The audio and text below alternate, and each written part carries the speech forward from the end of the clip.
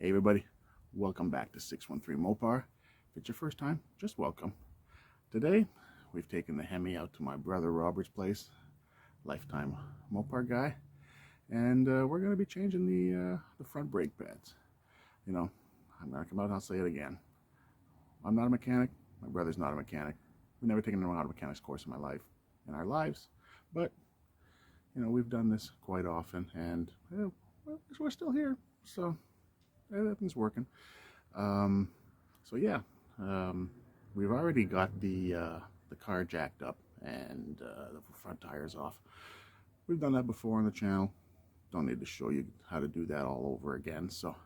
But before we get to the job, let's give you a little information session on brakes. Okay, so let's talk about brakes. So let's start off with how do I know that we need to take a look at the brakes and possibly change the brake pads? Well, there's a number of ways to tell. First of all, is it taking you longer to come to a stop than you used to? Is your brake pad pulsating or vibrating when you hit the brakes? Does your car pull one direction or the other under braking situations? And probably more importantly, most obviously, are your brakes making noise? It could be a grinding or, more importantly, a squealing. The squealing is probably the more obvious because there's actually a feature built into brake pads that'll let you know when your brakes are coming to the end of life. Let's see if we can show you here. So this is a brake pad here. Not a whole lot to it. The backing plate. There's the brake material. And attached to the backing plate is a nice little device here. I have no idea if there's an actual name for this, but I call it the squealer. If there's an actual name for it, by all means, comment it on the bottom so that I know. Not sure if you can see this. I'll probably try to bring this a little bit closer, but you can see here this little squealer comes to where the brake pads are starting to reach the end of life. So what happens is, as the brake pads wear down and wear down and wear down, it'll eventually get to the point where it's even to where this little squealer is, and it'll make probably one of the most obnoxious high-pitched squeals you've ever heard. And it'll do that every time you hit the brakes. It's loud enough that, if there's anybody around, they flip around and take a look at you and shoot you a look like you just farted in an elevator. So yeah, you're probably going to notice that more than any of the other things. So, it's an early warning system. It doesn't mean that tomorrow I'm not going to have brakes. It just means that if you're somebody who's going to do this yourself, you probably want to get on ordering the parts, or if you're a little apprehensive about doing it yourself and not all that confident doing it yourself, and you get somebody else to do it, you might want to get on that appointment. So now, second part, what brake pads do I buy? Because there are three different types of brake pads that are generally for automotive applications. First one is going to be the organic brake pad. Now, the organic brake pads are brake pads you're going to find on probably about 2/3 of new vehicles that are coming from the factory. And the reason why they are on 2/3 of the vehicles coming from the factory is because they are the least expensive to produce and they are the least expensive to buy. Now, of course, if you're in a pinch and you really, really need to save to do this at the lowest price point possible today, organic brake pads are going to be probably the option for you. But there are some cons. The cons are, the material is a softer material compared to the other types, which means that in order to get the same performance as the others, you're going to have to hit the brake a little bit harder than you would with the others. Also, it's going to wear out faster, which means that in the long run, you're going to be doing the job more often. Need to save money right now? Sure. Organic brake pads are a decent choice, but long run, it's probably going to cost you the same, if not more, especially if you're somebody who needs to get somebody else to do it. So you're going to be paying more labor, which is quite costly today. The next brake pad we're going to talk about is the ceramic brake pad. Now, I know when you hear the word ceramic, you're thinking, well, plates, pottery, cups. No, it's a denser and more durable version of the ceramic that is used. There's copper fibers embedded in it to increase friction, and they are the quieter ones of the three. But we have jumped from organic, which are the least expensive, to ceramic, which are the most expensive. Personally, I go with ceramics. One, because they are quieter, and two, because they are just as durable as the other ones. However, ceramics you do not want to use if you're in a high demand situation. If you're using your vehicle to do some racing or some autocross and stuff like that, probably not the best option for you, because the ceramic brake pads, they do not absorb heat, which, you know, braking generates an awful lot of heat, especially in high demand applications, which means that if you're using ceramic brake pads and you're in those high demand situations, you're passing the heat to other components of the brake system, which is increasing the wear and tear on those components. So if you are doing racing and autocrossing and that kind of stuff, the semi-metallic brake pads are for you. Oh yeah! Nope. Semi-metallic. I'm always getting that wrong. Anyway, semi-metallic brake pads tend to be anywhere from 30% to 70% metal, copper, iron, steel, and other composite alloys. They are the high performance brake pad, and they are better for the racing and the high demand applications because they are more effective over a broader range of temperatures than the others. The reason why they are not the best choice for just a regular vehicle, even though they are not as expensive as the ceramics, is because they are noisier.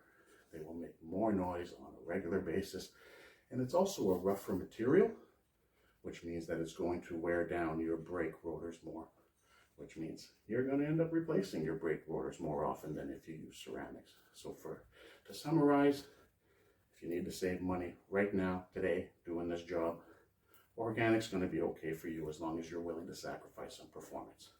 Ceramics, most expensive of the bunch, but in my opinion, better for everyday driving because of the noise. Semi-metallics, better for higher demand applications, will wear down your rotors faster. Now, when I do say that the ceramics are more expensive, let me put that into perspective for you. This brake pad I showed you earlier is a ceramic brake pad. Ceramic brake pad, the whole package comes with the 4 brake pads for the front, the metal hardware, the stainless steel hardware, as well as, you know, a little bit of grease to grease up the caliper pins. That whole package together didn't cost me more than $40, so we're not talking, you know, break the bank, make your wallet cry expensive here. They are Wagner QSs, which are a decent brand. They are not the top of the line brand, but they are very dependable, and they are not a made in China kind of brand, if you get what I mean. So hopefully we've given you enough information for you to make an educated decision, and let's go to showing you how it's done to see if maybe you want to give this a shot yourself.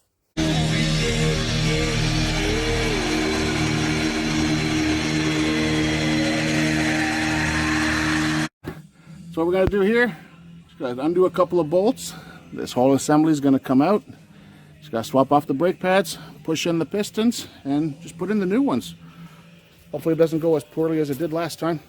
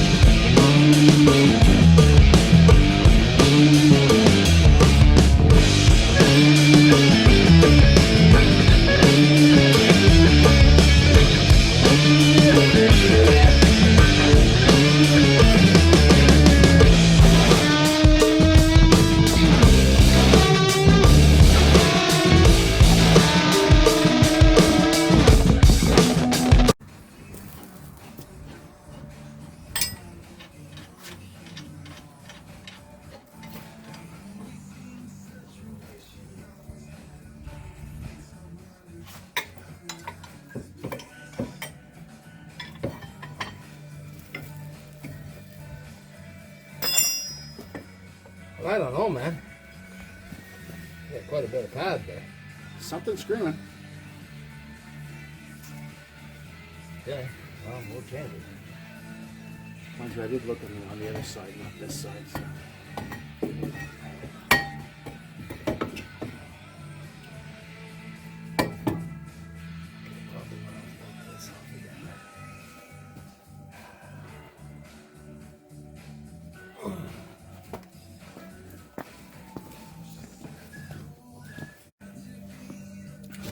So this is what the assembly looks like when it's off. It's the caliper here, the brake pads, and where's the stainless steel hardware is up in here. Oh, that's going to be replaced.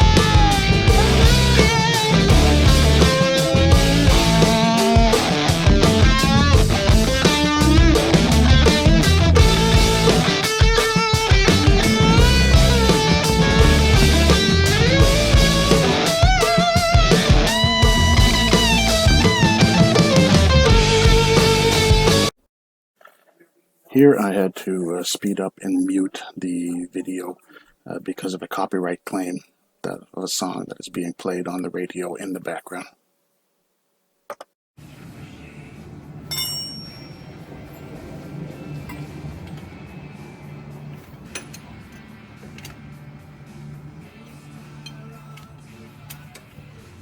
What the fuck?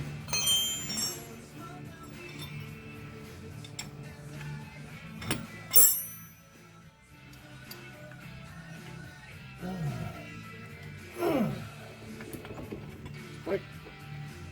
Why is that so fucking loose? That's the way it's supposed to be.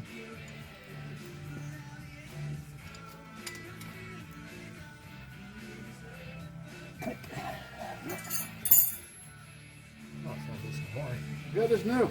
Yeah.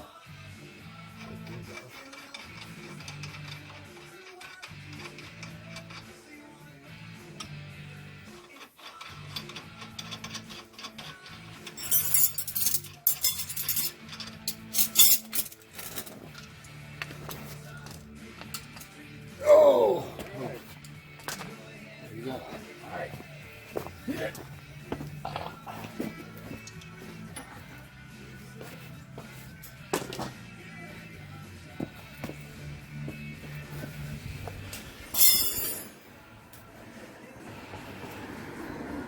Well, that's it for brake pad replacement on one side.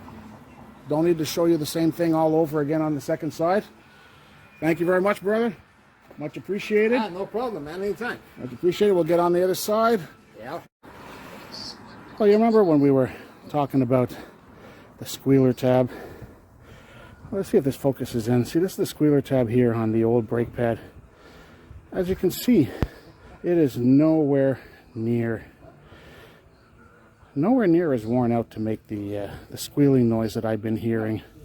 And this is the same pad, same rate of wear on both front. So I really don't know why the brakes were screaming like they were, but could have been the material, who knows. This might be more of a metallic pad than a ceramic pad, and maybe the metal on metal was actually causing the scream. I don't know, but Anyway, we'll see if it makes an improvement. There's still plenty of brake pad left on these, but you know, had new ones anyway, might as well swap them in. Now the last part of the process is you got to give the brake pedals a few pumps to seat the new brake pads into their new home. First couple of times it'll go straight to the floor. Then as you do like 3 through 5, you'll start feeling the brake pedal getting a little stiffer to where it should be. How we looking? I'm at 6.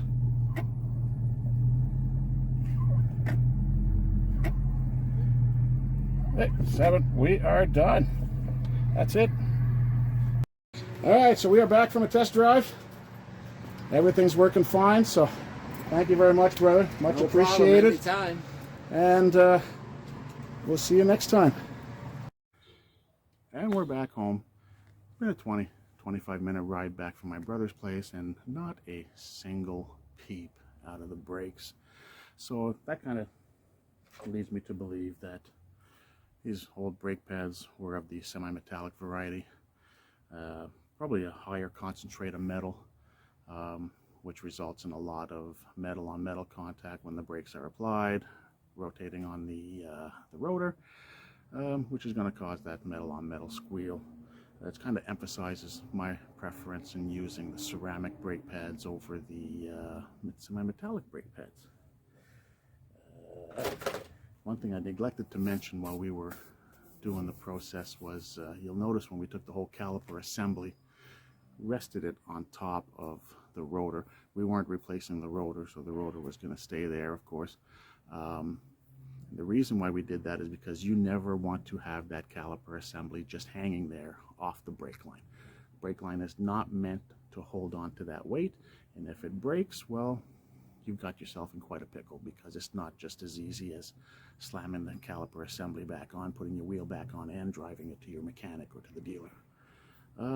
So yeah, that's pretty much it for today. I want to thank all the viewers, people who like and subscribe.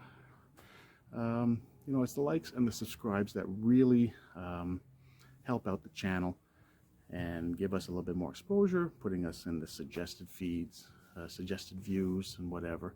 So if you haven't already, please like and please subscribe to the channel. A little notification bell to warn you when we've come up with a new video. So once again, thank you to all the viewers, all the subscribers out there. Much appreciated, and we'll see you next time on 613 Mopar.